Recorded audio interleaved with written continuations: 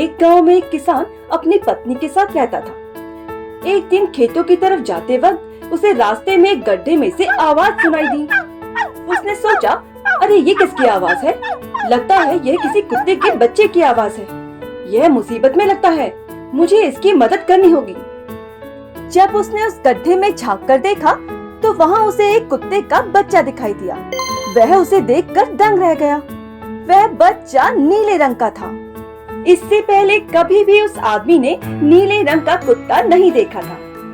वह आदमी सोचता है कि अगर मैं इसको अपने घर ले गया तो मेरी पत्नी बहुत खुश हो जाएगी। वह अपनी पत्नी को आवाज लगाते हुए कहता है, देखो मैं तुम्हारे लिए क्या लेके आया हूँ। तभी उसकी पत्नी बाहर आती है और उसके हाथ में कुत्ते के बच्चे को देखकर हैरान रह जाती है। उसकी पत्नी को वह नीले रंग का कुत्ता बहुत पसंद आता है। वह अपने पति से कहती है कि मुझे बचपन से ही कुत्ते का बच्चा पालने का शौक था, क्या मैं इसे अपने पास रख सकती हूँ? वह आदमी अपनी पत्नी के पूछने पर बताता है कि यह कुत्ते का बच्चा उसे कहाँ से मिला। किसान अपनी पत्नी से कहता है कि यह जरूर भूखा होगा, तुम इसे कुछ खाने को दे दो। यह कहकर किसान वहाँ से चला जाता है। फिर नीलू भी उसकी खूब देखभाल करती है। वह उसके साथ खेलता कूदता। नीलू उसको पाकर बहुत खुश थी। गांव के सभी लोगों को वह कुत्ता बहुत पसंद था।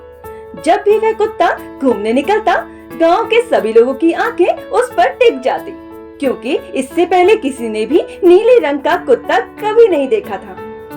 उसी गांव में दो दोस्त रहते थे। दोनों उस नीले रंग के कुत्ते को देखकर हैरान रह जाते थे। उन्हें लगता था उस गरीब किसान को ना जाने कहां से ये नायाब कुत्ता हासिल हो गया है। तभी दूसरा आदमी बोला, हो ना हो जरूर ही ये कोई जादुई कुत्ता है। तभी दोनों ने सोचा, अगर हम इसे बाजार में जाकर बेचें तो इसके मुंह मांगे दाम मिलेंगे। दोनों ने इस कुत्ते को चुराने का मन बना लिया। रात को वह किसान और उसकी पत्नी अपने घर में सो रहे थे। उसी समय वे दोनों आदमी उस किसान के घर घुस जाते हैं और उस नीले बच्चे को बहलाने फुसलाने का प्रयास करने लगते हैं। वे झट से उसे एक बोरे में कैद कर लेते हैं और वहाँ से 9 तो 11 हो जाते हैं और भागकर अपने घर आ जाते हैं। दोनों चैन की सांस लेते हुए सोचते हैं, चलो एक काम तो पूरा हुआ, अब बस इसे बेचना बाकी है। फिर अगले दिन वे दोनों उस नीले कुत्ते को एक बोरे में भरकर शहर बेचने के लिए निकल पड़ते हैं। रास्ते में उन्हें एक सेठ मिलता है जिसे बोरे में से अजीब सी आवाजें आ रही थी। वह सेठ उन्हें रोकते हुए कहता है कि इस बोरे में तुम क्या ले जा रहे हो? वे दोनों उस सेठ को बताते हैं कि यह एक जादुई कुत्ता है, यह इस दुनिया में केवल एक ही है। सेठ भी उस नीले बच्चे को देखकर दंग रह जाता है। वे दोनों 100 मुद्राओं में उस नीले कुत्ते को सेठ को बेच देते हैं। वहीं दूसरी तरफ किसान और उसकी पत्नी मोती को अपने घर में ना पाकर परेशान हो जाते हैं। नीलू का तो रो रो के बुरा हाल हो जाता है। किसान की पत्नी रोते रोते अपने पति से कहती है कि कहीं से भी वो मेरे मोती को लेके आए, उसके बगैर मैं नहीं जी सकती। वह अपने पति से कहती है कि जब तक मोती वापस नहीं आएगा मैं खाना नहीं खाऊंगी। किसान अपनी पत्नी से रोना बंद करने को कहता है और अपने मोती को ढूंढने के लिए गांव में निकल पड़ता है। फिर किसान गांव में लोगों से मोती के बारे में पूछता है। उसी समय गांव का एक आदमी किसान को बताता है कि उसने हीरा और भोला को एक कुत्ते को बोरे में भरकर ले जाते हुए देखा था। वह जरूर ही तुम्हारा ही कुत्ता होगा। फिर किसान भागता हुआ हीरा के घर जाता है। किसान उन दोनों से कहता है कि उसे पता चल गया है कि तुम दोनों ने ही उसके प्यारे मोती को चुराया है। दोनों घबराते हुए एक दूसरे को देखते हैं और सोचने लगते हैं, इस किसान को कैसे पता लगा? शायद किसी ने हमें उसे चुराते हुए देख लिया होगा। किसान उनसे अपने कुत्ते को लौटाने की बात करता है। वे दोनों किसान को बताते हैं कि उन्होंने तो उस कुत्ते को 100 मुद्राओं में बेच दिया है। वे दोनों किसान को सारी मुद्राएं देकर उन्हें छोड़ने के लिए कहते हैं। किसान उनसे मुद्राएं लेने से मना कर देता है। वह उन दोनों को सुबह तक का समय देता है और उनसे कहता है कि कैसे भी करके वह उस व्यापारी से उसके मोती को लेकर आए। तभी भोला घबराते हुए हीरा से बोला, हीरा भाई अब तो हमें कुछ करना ही पड़ेगा, वरना ये किसान हमें जेल में दे देगा। हीरा भोला से कहता है क्यों ना हम उस सेठ को ढूंढने चलें।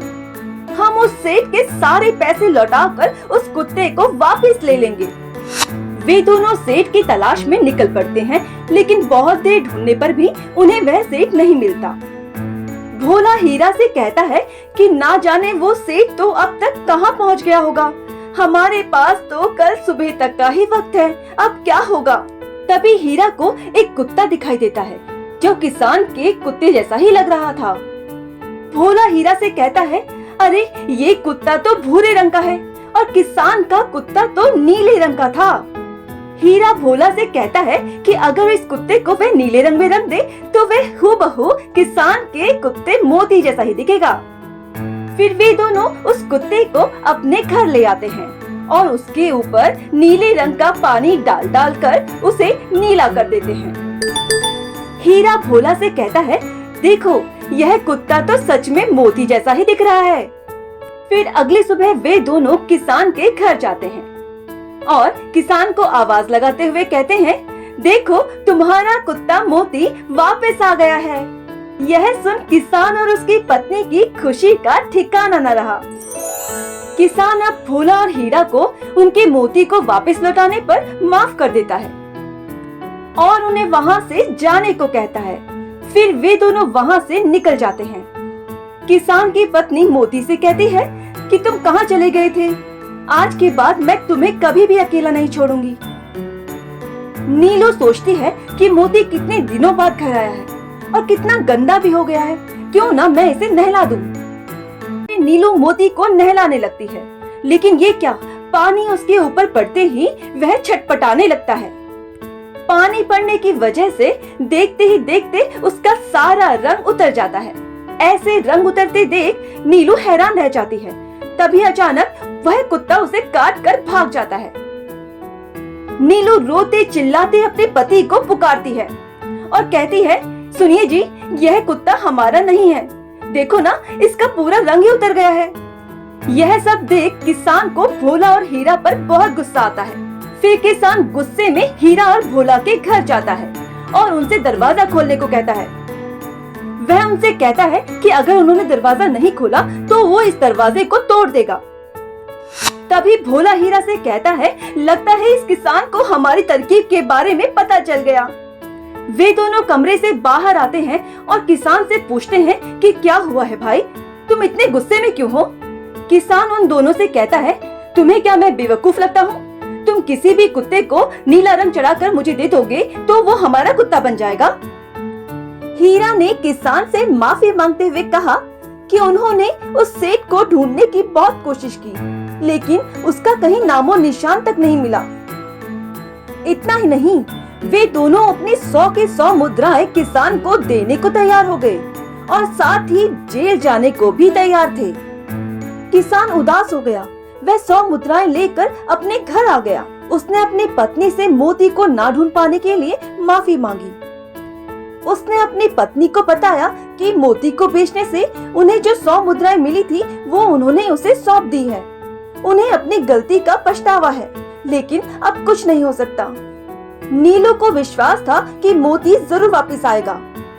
उसने सोचा क्यों न इन 100 मुद्राओं का गरीबों को भोजन करा दें। उसे उम्मीद थी कि उनकी दुआओं से उनका मोती जरूर वापस आ जाएगा। अगली सुबह वे दोनों उन पैसों से गरीबों को भोजन बांट देते हैं और वापस अपने घर की ओर चलते हैं। तभी उन्हें कुछ आवाजें सुनाई देती हैं और वे दोनों चौंक जाते हैं। अरे ये क्या, ये आवाजें तो मोती की थी। तभी मोती भागता हुआ नीलू के पास आ जाता है।